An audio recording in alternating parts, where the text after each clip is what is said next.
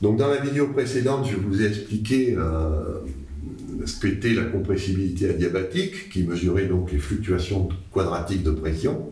Une des propriétés qui est liée à cette capacité, à cette compressibilité adiabatique, c'est donc la vitesse à laquelle va se propager une onde sonore dans un milieu donné. Alors, vous avez ici donc les valeurs. On note la vitesse du son par la lettre petit c. Pourquoi? Parce que c, c'est célérité.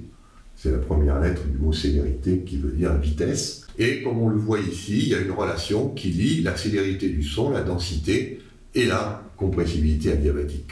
On voit que le son dans l'eau va d'autant plus vite que je suis à haute température, sauf si je vais dans cette partie de la courbe, où là, au contraire, c'est ce qu'on appelle le liquide normal, comme toujours.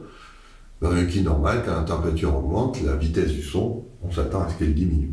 De nouveau, on voit que c'est pas ce qu'on observe, c'est-à-dire qu'à 74 degrés C, j'ai un maximum de vitesse de propagation du son, et si je suis à une température qui est inférieure à cette température critique, eh bien, le son se déplace moins vite, alors qu'il devrait aller plus vite.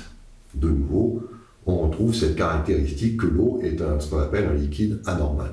Alors, la vitesse du son, dans l'eau, c'est extrêmement important, puisque on verra dans d'autres vidéos que nous sommes faits d'eau, essentiellement, et donc quand on va écouter de la musique, ou lorsqu'on va recevoir une onde sonore, évidemment, cette vitesse, c'est elle qui va fixer la longueur d'onde, ou la fréquence qui nous atteint. Voilà, donc là vous avez le diapason, l'eau réagit aux variations de pression. C'est très important pour les animaux aquatiques, c'est le principe du sonar. C'est-à-dire on envoie une onde sonore et puis s'il y a un obstacle, l'onde sonore est réfléchie. Et évidemment, pour calculer la distance à laquelle se trouve l'obstacle, il faut connaître la vitesse du son dans l'eau. Et c'est comme ça qu'on peut piloter les sous-marins, ou que les baleines et tous les gros mammifères qui sont dans l'eau se repèrent et repèrent soit les proies, soit les obstacles.